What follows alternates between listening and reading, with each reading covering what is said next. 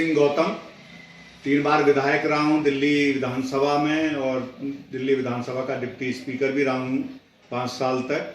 शीला दीक्षित सरकार थी, दिल्ली में बहुत अच्छे काम उनके टाइम में हुए, दिल्ली की जनता ये सब जानती है। मैं इस अवसर पर बहुत ये पावन अवसर है, हम 73वें गणतंत्र दिवस मनाने जा रहे हैं। मैं इस अवसर पर अपनी तरफ से सबको गणतंत्र दिवस की हार्दिक शुभकामनाएं देता हूं, मुबारकबाद देता हूं। नमस्कार दोस्तों, मैं हूं गांधी, स्वागत करती हूं आपका अपने चैनल जनता का फैसला न्यूज में। और अभी हम आपको लेकर आए हैं खिचड़ीपुर, और खिचड़ीपुर में आपकी मुलाकात करवाने वाले हैं एक ऐसे शख्स जिसने अपने क्षेत्र का नहीं अपितु पूरी दिल्ली के विकास करने में उनका सबसे ज्यादा योगदान माना जाता है। जी हाँ, अपने कार्य कर्तव्यों के दम पर पूरे राज्य स्तर से लेकर राष्ट्रीय स्तर तक अपनी छवि स्थापित करने वाले हमारे साथ में अमरीश गौतम जी, जो कि पूर्व विधायक एवं विधानसभा अध्यक्ष हैं कोंडली विधानसभा से। सर्वप्रथम मैं आपका स्वागत करती हूँ सर अपने चैनल में। थैंक यू, आपका भी स्वागत है यहाँ पर। जी, अगर बात करें अभी कांग्रेस की भारत जोड़ो यात्रा की, तो सबसे पहले और सबसे पुराना नाम जिसने कांग्रेस परिवार के साथ में काम किया है और एक बड़े ही अच्छी तरीके से अपने क्षेत्र का भी विकास किया है, जिसके लिए जनता ने आपको 3 बार विधायक बनाया। उसके बाद में आप डिप्टी स्पीकर भी रहे दिल्ली विधानसभा में 2008 से 13 तक। तो कांग्रेस की भारत जोड़ो यात्रा, क्या कहेंगे इस पर? कांग्रेस की भारत जोड़ो यात्रा आदरणीय राहुल गांधी जी के नेतृत्व में 7 सितंबर को कन्याकुमारी से शुरू की गई। भारत जोड़ो यात्रा का मकसद, जो बीजेपी सरकार में 2014 से मोदी जी जब से आए हैं, तब से जिस तरह से धर्म और जाति की राजनीति करके और खोखले और झूठे वादे करके कि 15 लाख आपके खाते में आएंगे, 2 करोड़ नौकरियां मिलेंगी, किसान की आमदनी दुगनी करेंगे, माता बहनों का, बहन बेटियों का सम्मान होगा, संरक्षण होगा, जबकि हुआ कुछ नहीं और नफरत और फैलाई जा रही है। जनता में विद्वेष उत्पन्न किया जा रहा है, धर्म के नाम पर लोगों के रोजगार ठप किए जा रहे हैं, खासकर मुस्लिम बिरादरी के लोगों को टारगेट बनाया जा रहा है और हिंदुओं में भी दलित बिरादरी के लोगों को टारगेट बनाया जा रहा है। उनके काम धंधे चौपट किए जा रहे हैं। किसान 700 किसान से ज्यादा अपनी बातों को मनवाने के लिए एमएसपी पर अपनी फसल का उचित मूल्य मांगने के लिए दिल्ली की सरहद पर आकर के बैठे। उनको 700 किसानों ने यहाँ पर दम तोड़ दिया धरने पर बैठे बैठे। लेकिन मोदी सरकार के सामने जब इतने लोग, इतने किसान मर गए, तब उनकी 3 काले कानूनों को वापस लेने की घोषणा हुई। लेकिन उन किसानों के परिजनों को मोदी जी ने एक बार भी संवेदना तक व्यक्त नहीं करी कि हाँ भाई ये बड़े दुख की बात है। क्यों नहीं करी? क्योंकि उन्हें पता है कि ये सब मेरी करनी का फल है, मेरी वजह से इतने लोग मर गए।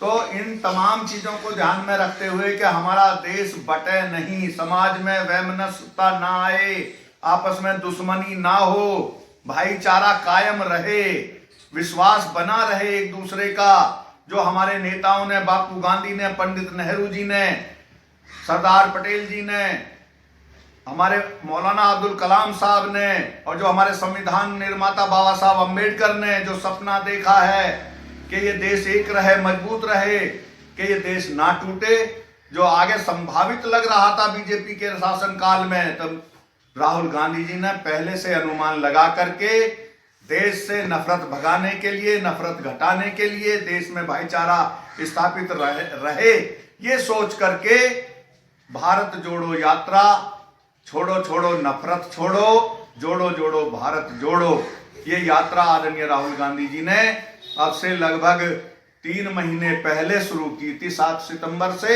और कन्याकुमारी से शुरू होकर के ये जम्मू कश्मीर जा रही है, रास्ते में पहुंच चुकी है, कश्मीर में पहुंचने वाली है। क्या लगता है आपको उत्तर प्रदेश में कोई इसका फायदा होने वाला है? क्योंकि भारतीय जनता पार्टी का गढ़ है वहां पर, और वहां पर कांग्रेस की भारत जोड़ो यात्रा राहुल गांधी जी ने की है। कुछ फायदा मिलेगा क्या इस बार लोकसभा चुनाव में?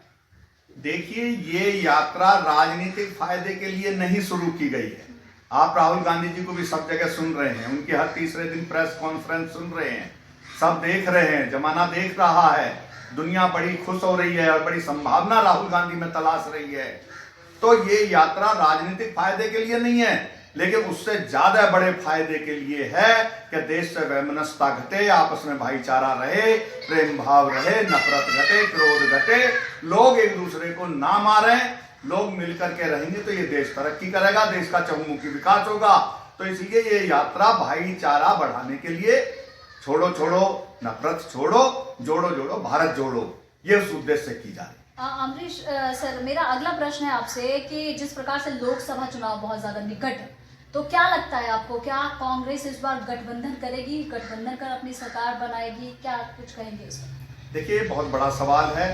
मैं उतना बड़ा नेता नहीं हूं कि मैं अपनी तरफ से ये बात बता सकूं, लेकिन जो फैसला लेगी हमारी पार्टी, पूरा सामूहिक फैसला, नेतृत्व जो फैसला करेगा, जो कार्यकारिणी कांग्रेस के पदाधिकारी तय करेंगे, राहुल गांधी जी और मल्लिकार्जुन खड़गे साहब तय करेंगे, सोनिया गांधी जी, प्रियंका गांधी जी और जो और सीनियर नेता हैं कांग्रेस के, वो सब मिल बैठ करके फैसला करेंगे और वो अच्छा ही फैसला लेंगे। जी, अभी सोशल मीडिया पे बहुत सारे पोस्ट के अनुसार, जिस प्रकार से मैंने आपका सोशल मीडिया अकाउंट चेक किया, कई बार आपने बुलंदशहर का जिक्र किया और इससे पहले भी कई बार आप बुलंदशहर से टिकट की मांग कर चुके हो कांग्रेस के द्वारा कि मुझे टिकट मिलेंगे तो मैं वहां पर जो है जीत कर दिखाऊंगा आपको, ऐसा आपने किया था। क्या लगता है आपको, बुलंदशहर जो क्षेत्र है उसकी प्रमुख समस्या क्या है, जो आप अगर वहां से चुनाव लड़ते हैं तो उनको उन समस्याओं से निपटारा दिला पाएंगे? देखिए, बुलंदशहर मेरा पैतृक गांव है, मेरी जन्मभूमि है। मैंने वहाँ से पोस्ट ग्रेजुएशन हापुड़ एसएसली कॉलेज से किया और इंटर कॉलेज कुचेसर फोर्ट किला है, जहाँ पर अपने गांव के पास में 1 किलोमीटर दूर पर हमारा सीनियर सेकेंडरी स्कूल था, इंटर कॉलेज था, उससे किया। गांव के प्राइमरी स्कूल से पढ़ करके निकले। छोटे किसान, छोटे मजदूर किसान के हम बेटे हैं, हर चीज़ हमने वहाँ पर देखी है।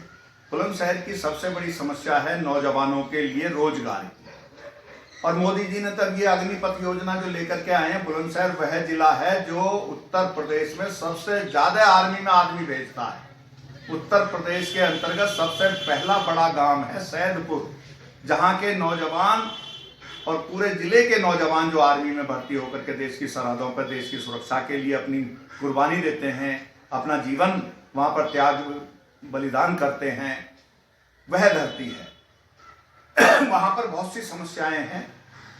किसान के लिए कोई बड़ी मंडी, हालांकि बुलंदशहर में भी है, तहसीलों में भी है, कोई ऐसी बड़ी मंडी नहीं है, कोई ऐसा औद्योगिक क्षेत्र नहीं है खुर्जा के अलावा।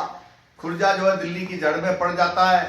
तो हमने अभी जो योगी सरकार है उसमें कई बार उनको चिट्ठियां भी लिखी हैं कि योगी जी, हर विधानसभा क्षेत्र में आप इंडस्ट्रियल एरिया डेवलप करिएगा, किसान की उपज से पैदा होने वाली वस्तुओं को बेचने के लिए आप वहां पर उस तरह का एक औद्योगिक क्षेत्र बनाइएगा, जिससे कि किसान अपनी आमदनी, अपनी फसल को वहां बेच सके और अपनी आमदनी का जरिया वो बना सके। नौजवानों को औद्योगिक क्षेत्र बनेगा, नौजवानों को वहां रोजगार मिलेगा, काम मिलेगा, और हमारे नौजवान जो है दूसरे राज्यों में जाकर के रोजगार करने के लिए ना जा सकेंगे और उनको ये रोजगार और आमदनी बढ़ाने का जरिया बनेगा। और बुलंदशहर को इन्होंने 100 शहर बनाए थे कि स्मार्ट सिटी बनाएंगे। मैंने तो बुलंदशहर के लिए भी लिखा था प्रधानमंत्री जी को, क्या आपने बुलंदशहर को उस लिस्ट में नहीं जोड़ा? जबकि बुलंदशहर वह जगह है, वह गांव है, वह मतलब वो जनपद है कि वहां पर हर चौराहों पर तो वहां स्वतंत्रता सेनानियों को फांसी दी गई। कितने काला आम चौराया, भूड़ चौराया बुलंदशहर में। और बुलंदशहर के अंदर ही एक इतना बड़ा एक गांव है साखनी, वहां पर खंदोई गांव है, खंदोई गांव है। खंदोई गांव के सबसे ज्यादा स्वतंत्रता सेनानी हुए हैं, सैकड़ों आदमी उसमें, हर बिरादरी का आदमी स्वतंत्रता सेनानी हुआ है जी। तो ऐसी स्थिति में बुलंदशहर को बहुत पीछे उपेक्षा बढ़ती जाती रही है। 1984 के बाद कांग्रेस वहां पर नहीं जीती। जब राजीव गांधी जी पीएम बने थे तो 1984 में कुंवर सुरेंद्र पाल सिंह जीते थे, ऊंचे गांव वाले, और उसके बाद में कांग्रेस नहीं जीती है जी। और इस स्थिति में कांग्रेस बुलंदशहर काफी पिछड़ा हुआ एरिया बना हुआ है। अपने दम पर जो उन्होंने कर रहे हैं वो अपने दम पर लोग वहां पर हैं, अपने दम पर लोगों का काम है। सरकार की योजनाएं बहुत कम लागू वहां पर हुई। अगर वहां पर आपको टिकट मिलता है तो आप जीत सकते हैं वहां पे?